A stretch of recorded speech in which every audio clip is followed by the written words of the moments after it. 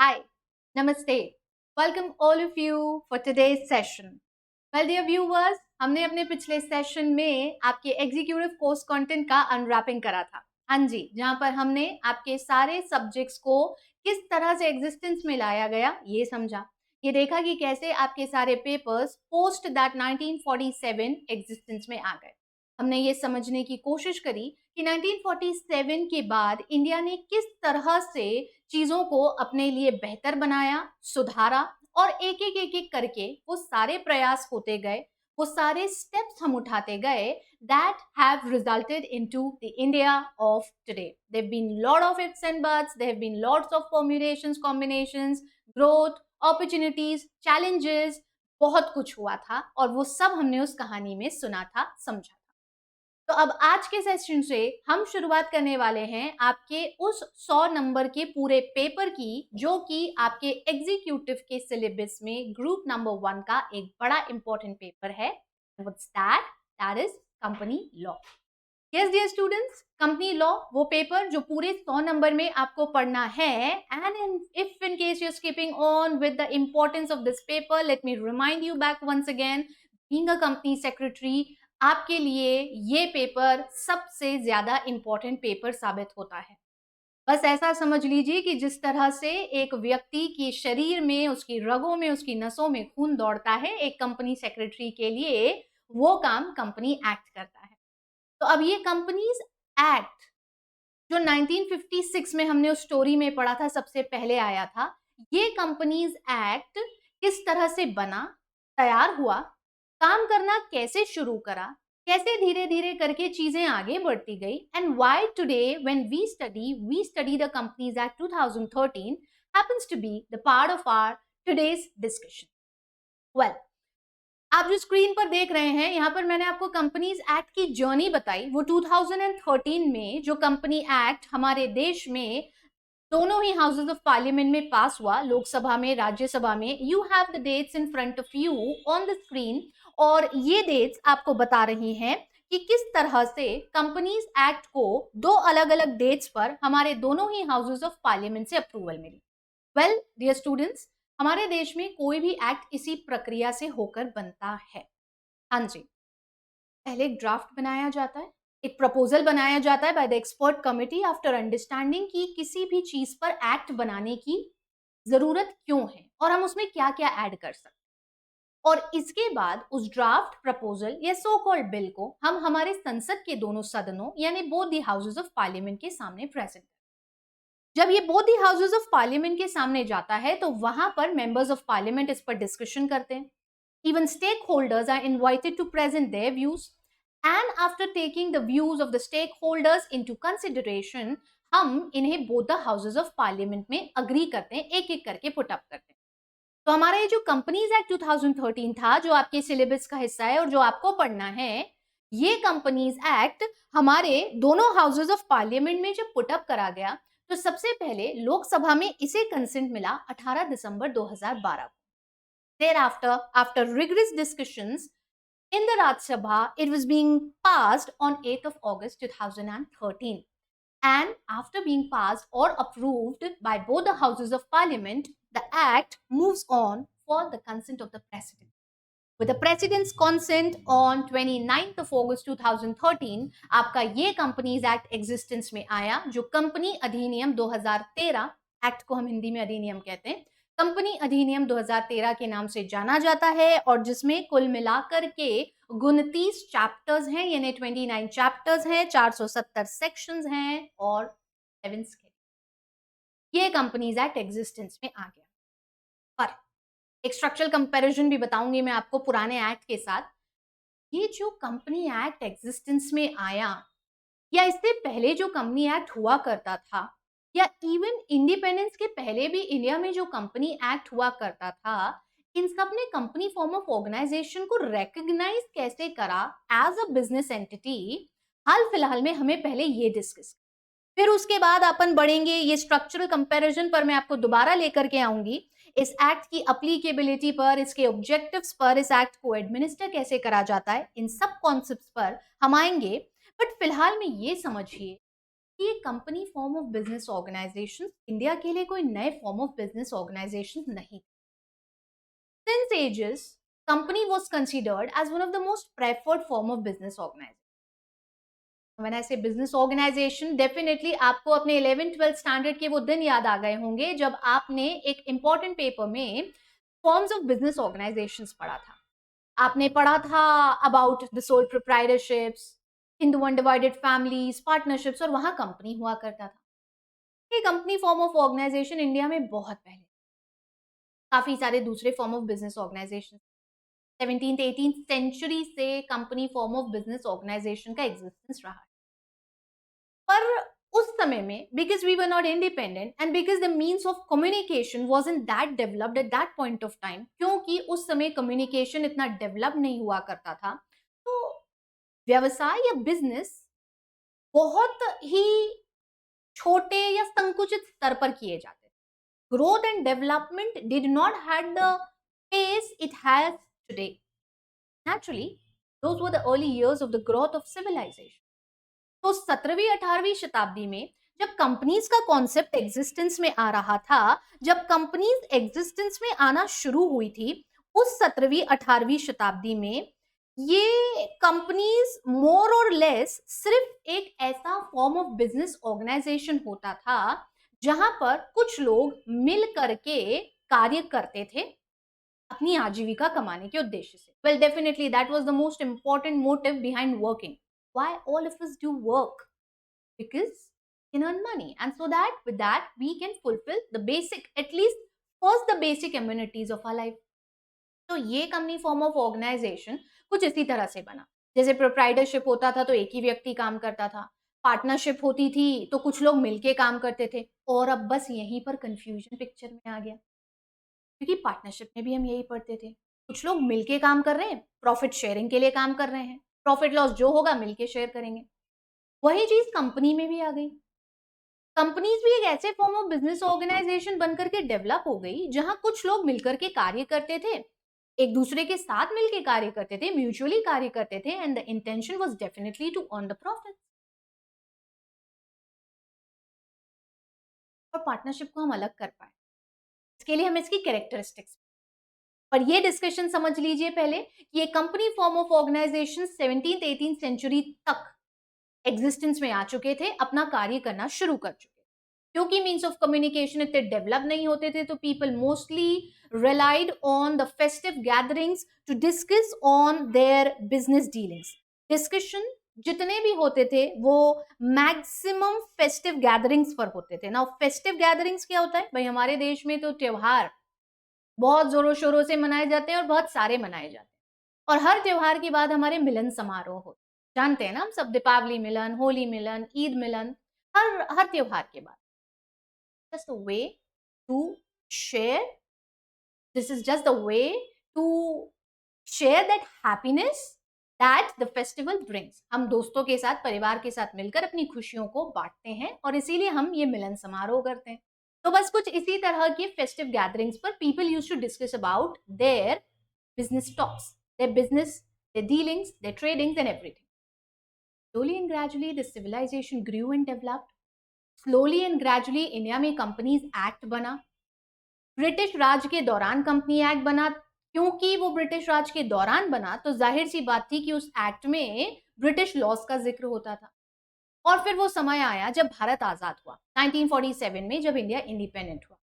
1956 में सबसे पहली बार इंडिया ने अपना इंडिपेंडेंट कंपनीज एक्ट बनाया, और हमारा ये जो कंपनी एक्ट था जिसमें हमने कंपनीज के कॉन्सेप्ट को रिकॉग्नाइज करा, कंपनीज का कॉन्सेप्ट जो कि इनिशियली जॉइंट स्टॉक कंपनीज के नाम से जाना जाता.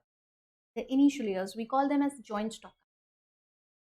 और उस समय कंपनी एक्ट, उस समय जो इंडिया में कंपनी एक्ट बना 1956 में जो कंपनी एक्ट बना, जिसमें 658 सेक्शंस और 15 स्केड्यूल्स थे जो हमने पिछले वीडियो में डिस्कस करा था, उस एक्ट के साथ इंडिया के company form of business organization को रेगुलेट करने के लिए उनके बर्थ से लेकर के उनके डेथ तक, हाँ जी, बर्थ से डेथ मतलब कंपनी के बनाने से लेकर उसे वाइंड अप करने तक के सारे प्रोविजंस इस एक्ट में.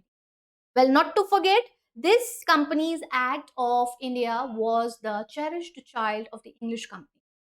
Why do we call it as a cherished child? Because there were a lot of provisions that we adapted from that act. जाहिर सी बात थी, जो स्टैंडर्ड्स, जो फॉर्मेट्स हमारे सामने थे, हमने उसमें से चीजों को अडेप्ट कर, और इंडिया का कंपनीज एक्ट जो था वो कंपनीज एक्ट एग्जिस्टेंस में आ गया। अब इस कंपनी एक्ट में कंपनी को डिफाइन करा गया। अच्छा, एक जनरल डेफिनेशन आई जहां पर हमने कंपनी को 2 वर्ड्स में तोड़ दिया, कॉम और पैनीज बन गया। एक लैटिन टर्म से हमने कंपनी को निकाला, कॉम और पैनीज, जहां पर कॉम का मतलब था coming together and pannies basically referred to the bread.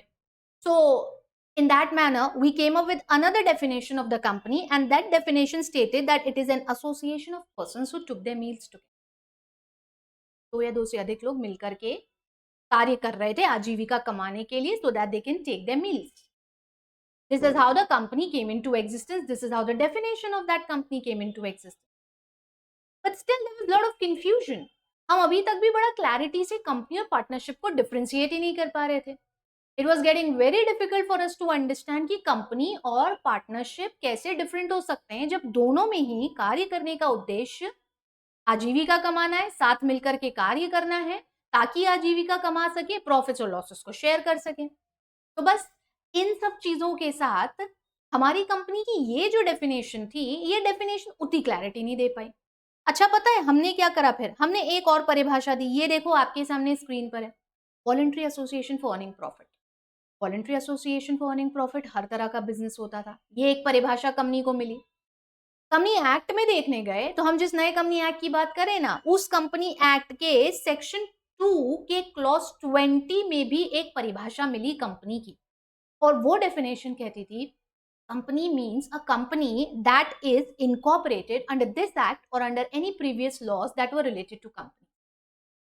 This act मतलब Companies Act 2013, और इससे पहले जो लॉज होते थे तो कंपनी एक्ट 1956 होता था और उसके पहले लॉज होते थे।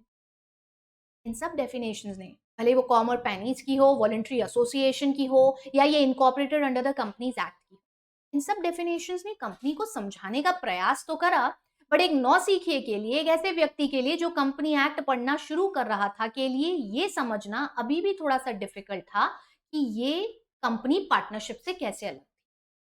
और हम क्यों कहते हैं कि company is a form of business organization which is much much better than a partnership business organization, ये समझने के लिए हमें जाने की जरूरत थी हमारे कुछ अगले डिस्कशन पर, जो कि कंपनी की कैरेक्टरिस्टिक पर आधारित। पर हम उस पर जाएं उससे पहले, क्योंकि हम कंपनी एक्ट की बात कर चुके हैं, क्योंकि हम कंपनी एक्ट इंडिया में 47 के पहले था, 47 के बाद आया और आज 2013 है, इन सब के बारे में बात कर चुके हैं, तो अभी आपको बताना क्या जरूरी है, जो एग्जिस्टेंस में कंपनीज एक्ट है, यानी कि इस एक्ट 2013 का पुराने एक्ट के साथ एक छोटा सा स्ट्रक्चरल कंपैरिजन।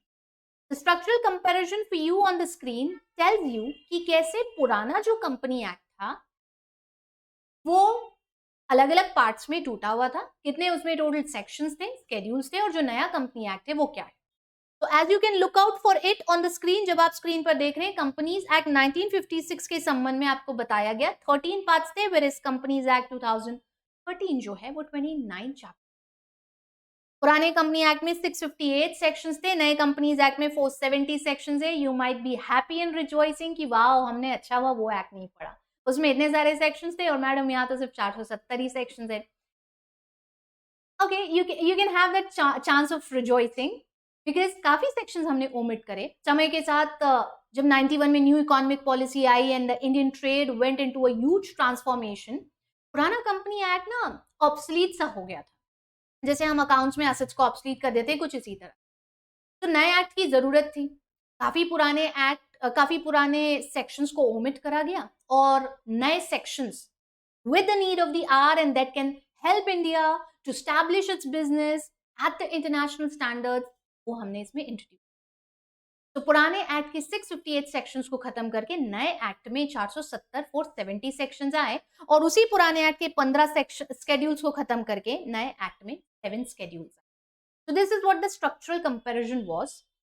ये चीज एक ऐसी है जो कंपनी लॉ पढ़ने वाले हर बच्चे के दिमाग में, जबान पर फिट हो चुकी होनी चाहिए. The new Companies Act is divided into 29 chapters relating to various aspects of companies, whether it's about its incorporation, whether it's about its capital, whether it's about its members, whether it is about the day-to-day basic management and administration, or it is about the directors, or it is about the key managerial personals, accounts, auditing, inspections and investigations, and even winding up. Everything is covered in this 29 chapters और 470 sections में टूटे हुए इस act में company के जन्म से लेकर उसके मरण तक का हर एक step defined. Everything is defined in the act. And then additionally we have these 7 schedules. वो 7 सूचियां, वो स्केड्यूल्स जो कि आपको ये समझाते हैं कि एक्ट में जो भी बातें दी गई हैं, जो भी प्रोविजंस दिए गए हैं, उन्हें इंप्लीमेंट करने में काफी सारे एडिशनल इंफॉर्मेशन की आपको जरूरत पड़ सकती है. अब हम स्केड्यूल्स में, at this point of time ये भी समझ लीजिए कि किसी भी एक्ट के साथ यदि कोई सूची या स्केड्यूल दिया गया है तो वो डेफिनेटली एक्ट में दिए गए कुछ पॉइंट्स के फर्दर एक्सप्लेनेशन के पर्पज से. जैसे company act, for example, if I can give you an example, company act में कंपनी बनाते हैं. कंपनी बनाने के लिए मेमोरेंडम आर्टिकल मस्ट है because they are the chartered documents of a company. Memorandum articles है ना, ये बहुत डिटेल डॉक्यूमेंट्स. तो कंपनी एक्ट में हमने क्या कर रखा है, हमने कंपनी बनाने में आपकी सहायता करने के लिए इसी मेमोरेंडम और आर्टिकल के फॉर्मेट्स थे. We have given the formats in these schedules. 10 कुल मिलाकर के मेमोरेंडम और आर्टिकल के फॉर्मेट हमने दे दिए ताकि आप उस फॉर्मेट को अडॉप्ट करके अपने मेमोरेंडम आर्टिकल बना सकते हैं. So that's how schedule helps, and that's how the Companies Act is about. Company Act 2013, 29 chapters, 470 sections and 7 schedules as against the 658 sections and the 15 schedules of the earlier act. याद दोनों रखना है. ठीक है बच्चों, चल आगे बढ़ते हुए अब बारी आती है इस एक्ट की अप्लीकेबिलिटी की. इनफैक्ट किसी भी एक्ट की अगर बात करेंगे तो उसके चैप्टर नंबर 1 में हमेशा आपको उसका टाइटल यानी कि उसका हेडिंग या उसका नाम, वो एक्ट क्या है, उसका अप्लीकेबिलिटी और उसका कमेंसमेंट ही मिलेगा. अब कंपनी एक्ट का टाइटल तो आपने पढ़ लिया, द कंपनीज एक्ट 2013. कमेंसमेंट कब हुआ वो आपने ऊपर दिए गए चार्ट में पढ़ लिया. अब बारी आती है इसके अप्लीकेबल कि कंपनी एक्ट कहां कहां अप्लीकेबल है. कंपनीज एक्ट 2013 कहां कहां अप्लीकेबल है. तो भाई कंपनी एक्ट 2013 की अप्लीकेबिलिटी की अगर बात करेंगे तो आपका ये एक्ट जो है ये होल ऑफ इंडिया पर applicable. There are so many acts in our country जो कुछ स्टेट्स पर अप्लीकेबल नहीं होते, कुछ स्टेट्स पर अप्लीकेबल नहीं होते, and there are so many acts in our country that are applicable to whole of India.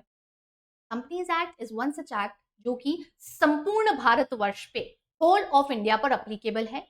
India में बनने वाली हर तरह की कंपनी पे अप्लीकेबल है. अभी इंडिया में कौन कौन सी तरह की कंपनी बन सकती है या किस तरह की कंपनीज पर ये एक्ट अप्लीकेबल होगा, तो देखिए नीचे हमारे सामने पूरी लिस्ट है.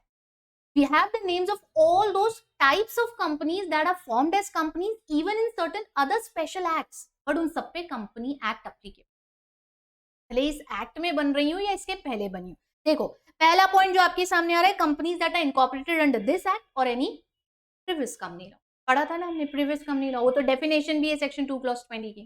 ठीक है, फिर थोड़ा सा आगे बढ़ते हैं तो अगले पॉइंट में आती है insurance company. Insurance companies insurance act में, जिन्हें इंश्योरेंस एक्ट या insurance development regulatory act regulate करता है, but because they are companies तो कंपनीज एक्ट भी इन पर लगता है.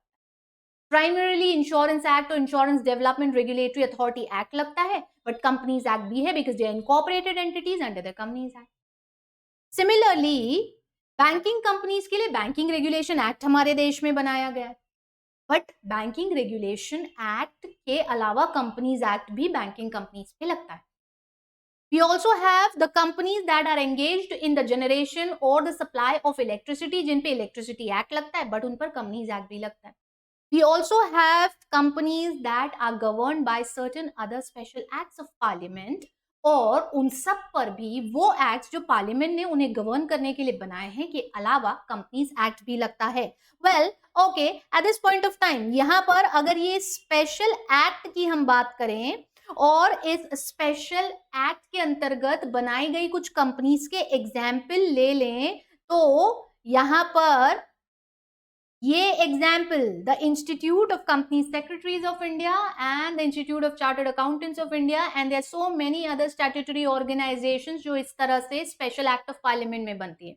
अपनी आईसीएसआई की किसी भी स्टडी मटेरियल को उठा के देखिए, जहां आईसीएसआई का नाम आ रहा है उसके ठीक नीचे लिखा हुआ होता है a statutory body framed under an act of parliament. That's our act, the company secretaries act 1980, जो हमारे प्रोफेशन को रेगुलेट करता है, जो कंपनी सेक्रेटरी के प्रोफेशन को रेगुलेट करता है, has a special act that regulates ICSI.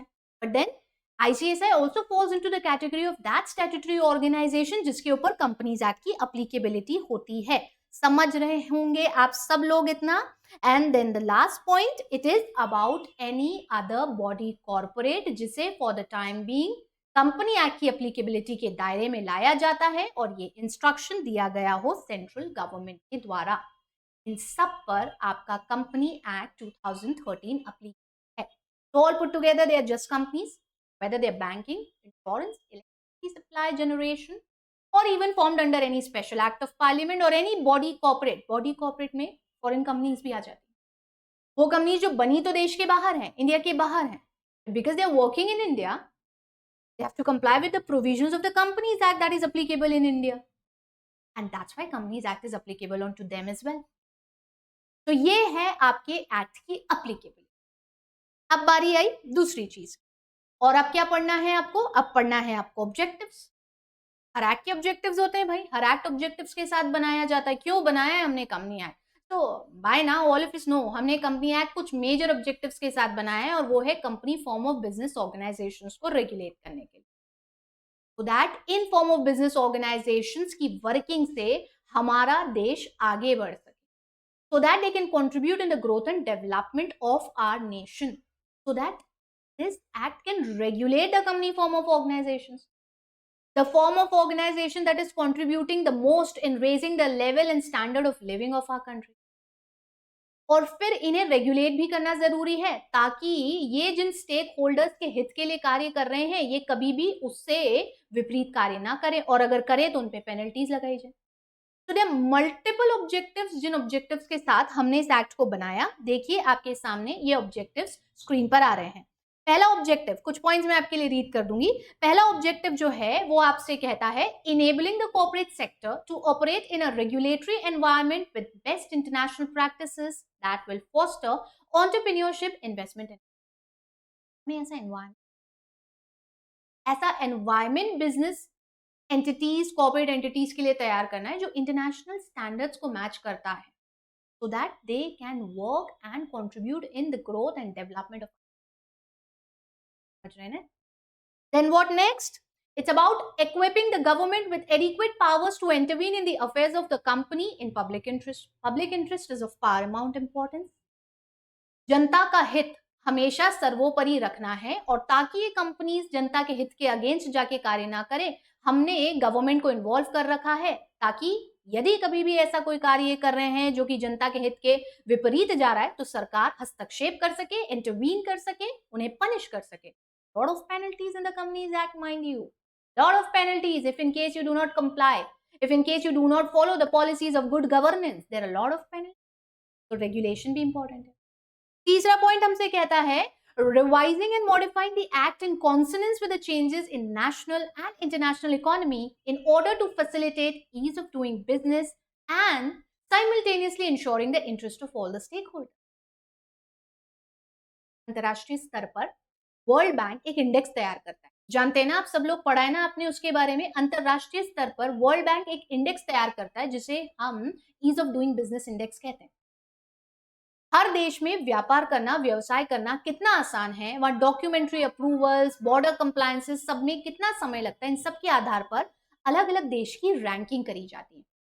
अलग अलग देश को इंडेक्स में रैंक दिया जाता है, पोजीशन दिया जाता है। दैट इंडिया रैंक या पोजीशन इस इंडेक्स में सुधरे, और ताकि इंडिया में बिजनेस करना आसान हो, so that more and more foreign investments can be made in India, हम इस एक्ट को लेकर आए, कंपनी एक्ट 2013 है बच्चों।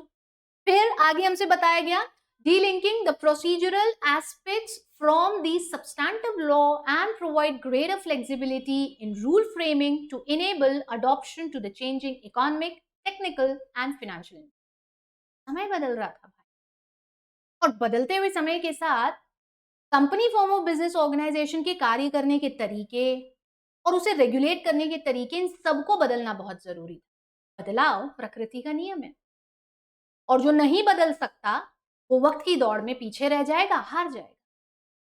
तो हम ये नहीं चाहते थे कि इंडियन बिजनेस के साथ ये चीजें हों।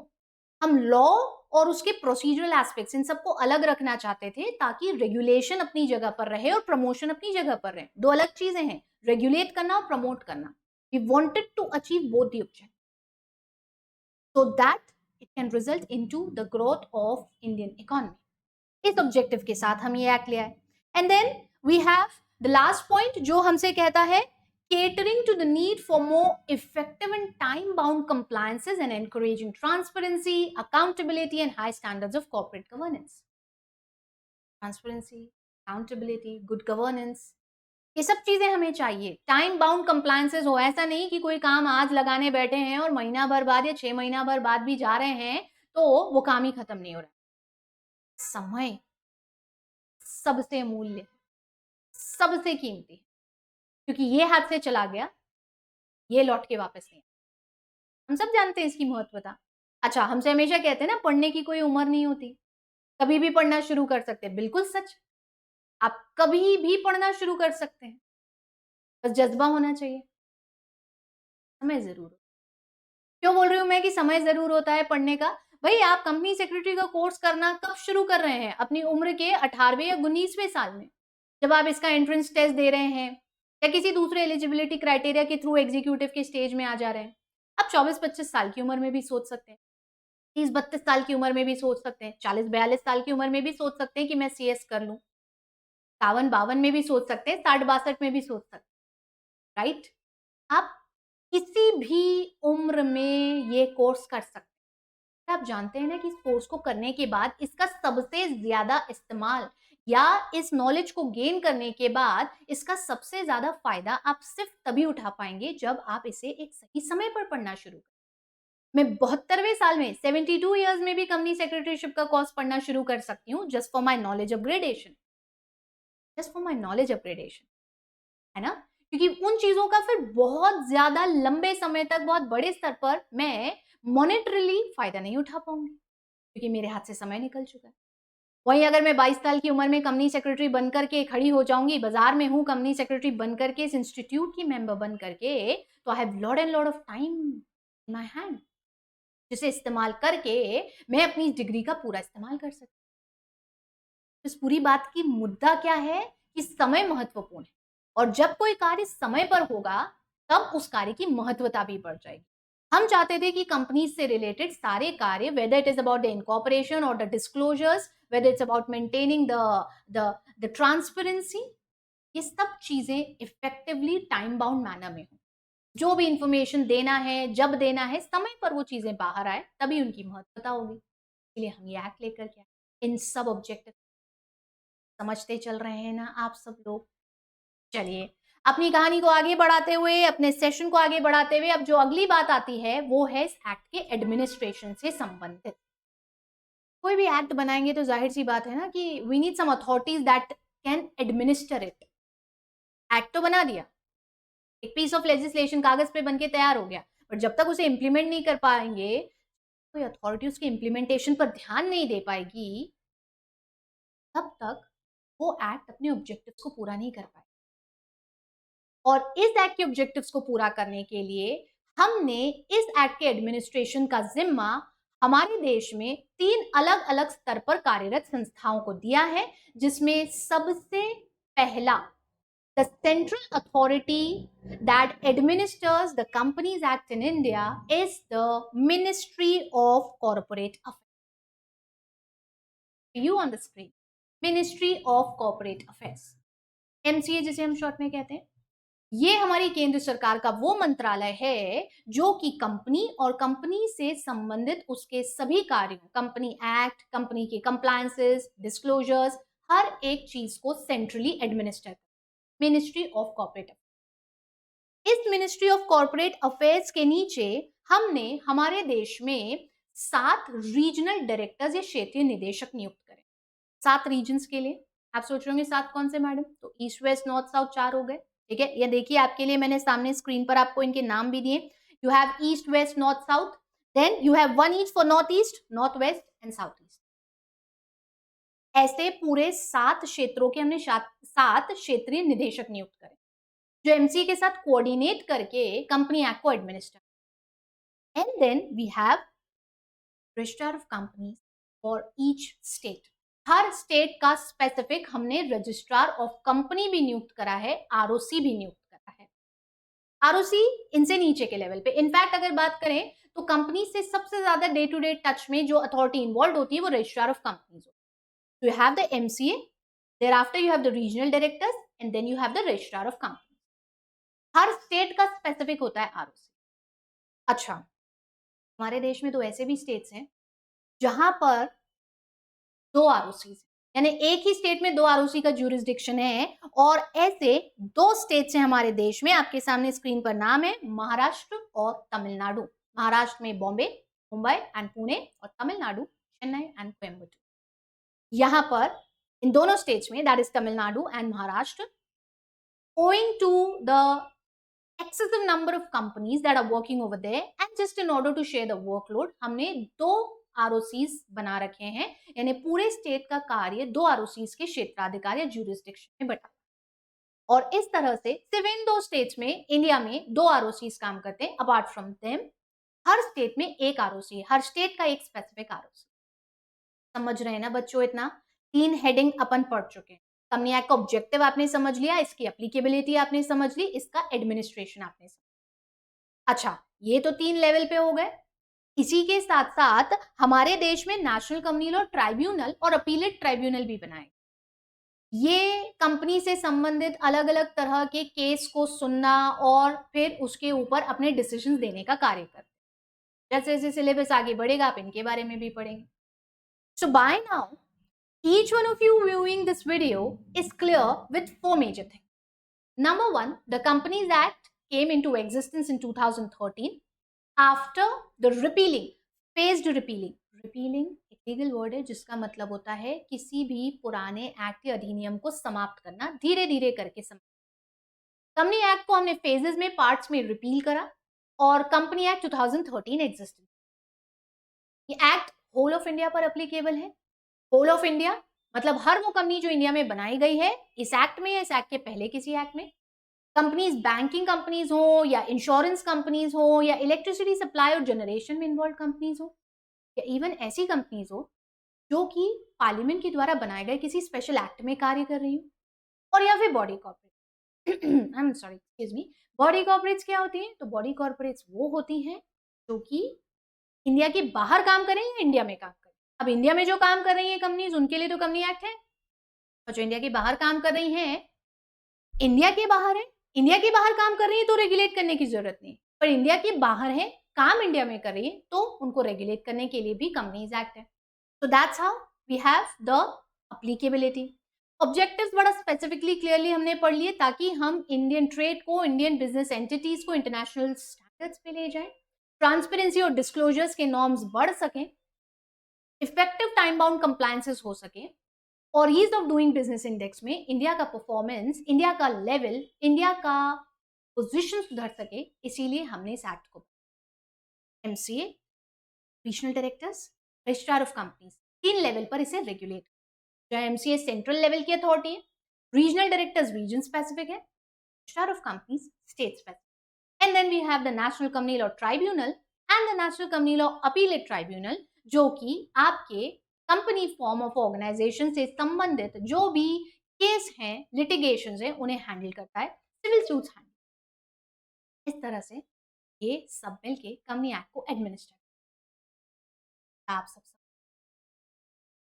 अब सवाल की तरफ लौटते हैं, अब उस कॉन्सेप्ट पर लौटते हैं जहां पर हमने ये छोड़ा था सोच करके कि कंपनी और पार्टनरशिप में डिफरेंस क्या।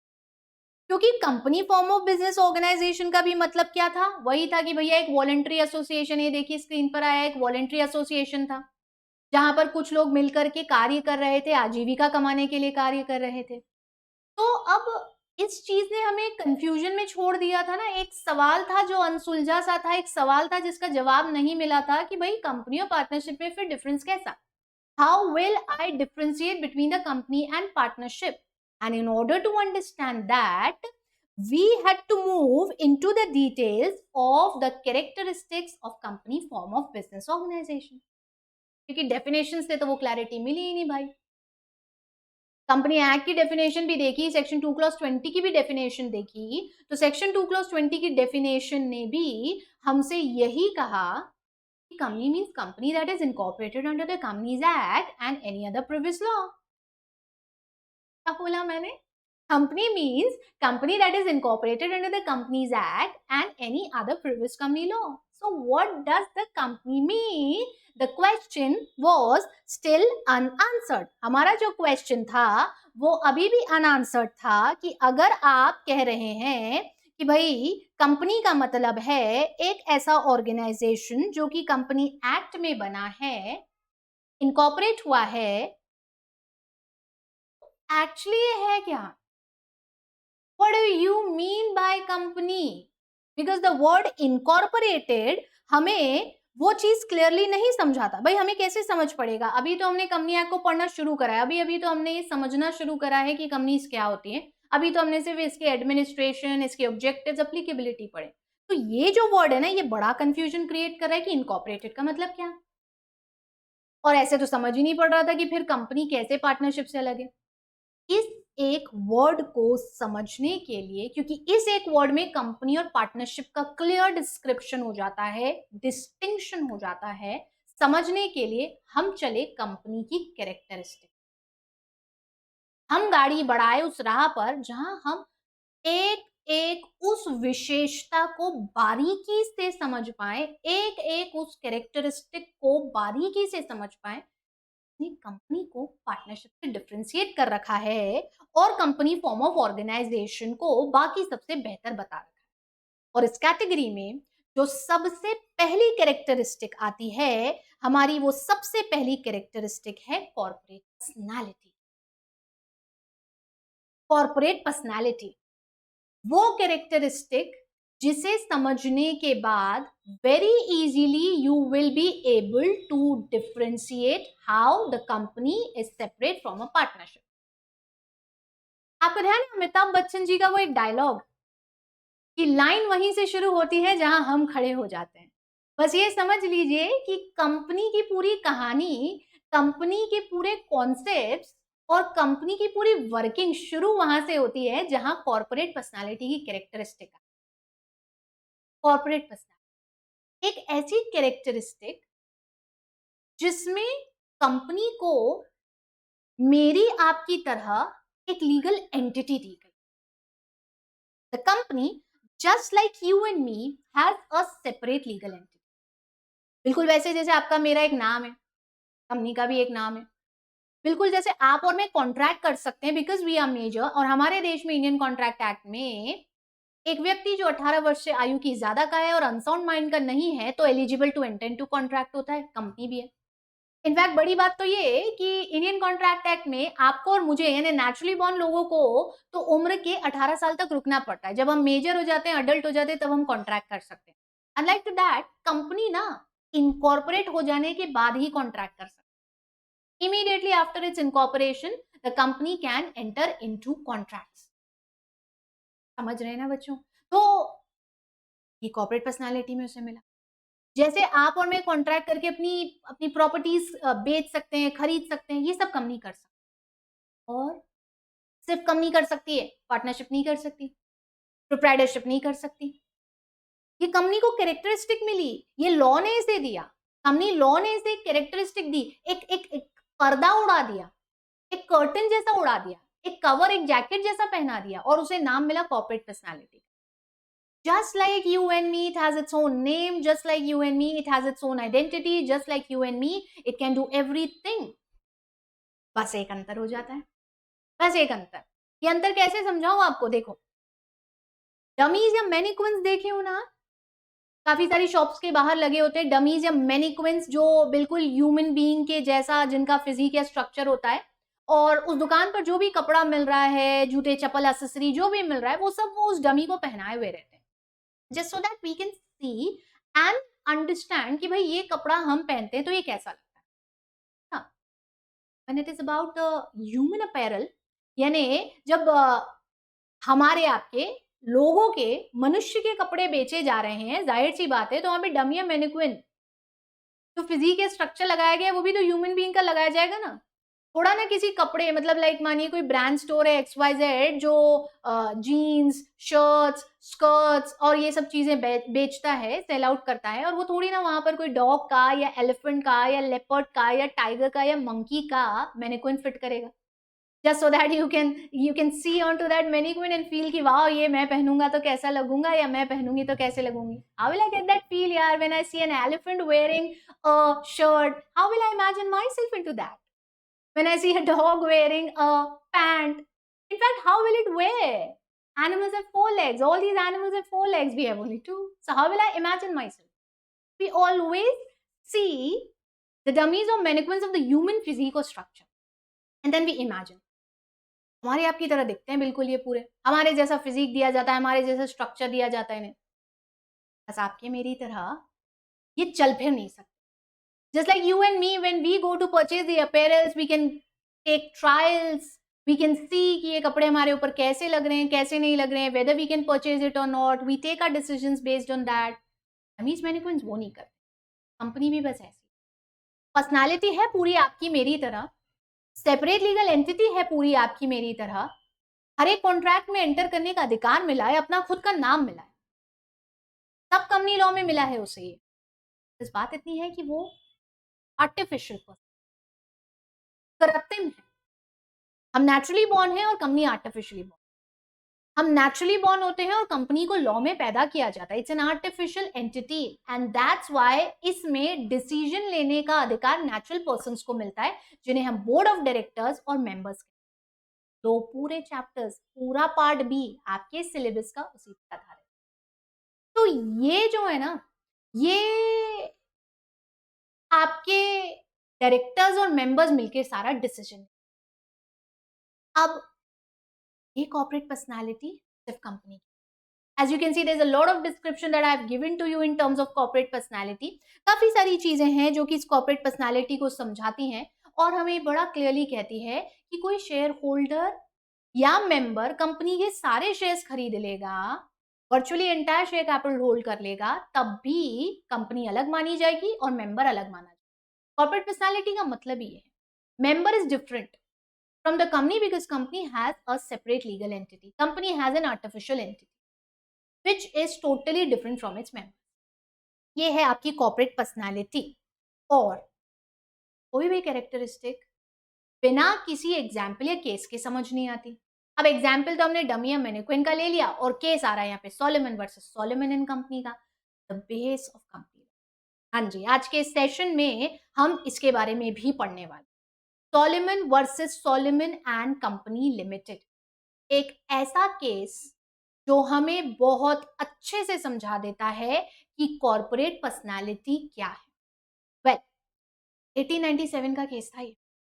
1897, none of us were born at that time, but as I told you, companies 17th 18th century से एग्जिस्टेंस में, company form of business organizations existence.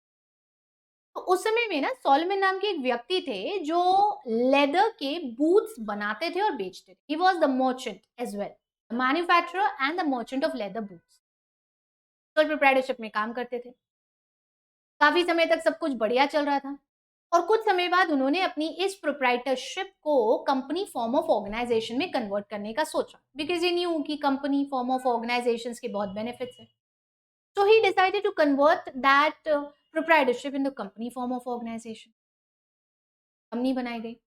Solomon खुद, उनकी वाइफ, उनकी डॉटर और उनके 4 बेटे, इन्होंने मिलकर के ये सोलोमन एंड कंपनी लिमिटेड बना ली। इसके शेयर्स खरीद लिए। प्रोप्राइटरशिप का बिजनेस जब सोलोमन एंड कंपनी को बेचा गया तो इसका जो टोटल वैल्यूएशन निकल करके आया वो वैल्यूएशन था 38,782 पाउंड्स का। इंडियन केस नहीं है भाई तो रुपीस की तो बात ही नहीं होगी। 38,782 पाउंड्स का टोटल कंसिडरेशन निकला और ये 38,782 पाउंड्स किस तरह से लौटाए गए? भाई अपनी प्रोप्राइटरशिप को बेचा सोलोमन ने, तो बेचा, कॉन्ट्रैक्ट हुआ ना सोलोमन और कंपनी के बीच में, कंपनी सेपरेट लीगल एंटिटी थी। तो अब जो उन्होंने अपनी प्रॉपर्टी बेची कंपनी को, जो कंसिडरेशन निकल करके आया, उसके बदले सोलोमन को क्या मिलता है? तो सोलोमन को कंपनी में मिलता है 10,000 पाउंड्स के सिक्योर्ड डिबेंचर्स, 20,000 पाउंड्स के फुल्ली पेड शेयर और बचा हुआ जो 8782 पाउंड्स था वो उन्हें कैश में दे दिया।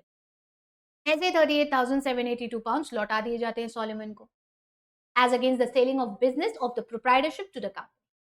कुछ समय बिजनेस बढ़िया चलता है, सारी चीजें बहुत अच्छी चलती हैं और कुछ समय बाद सोलोमन का जो बिजनेस है that started running into losses.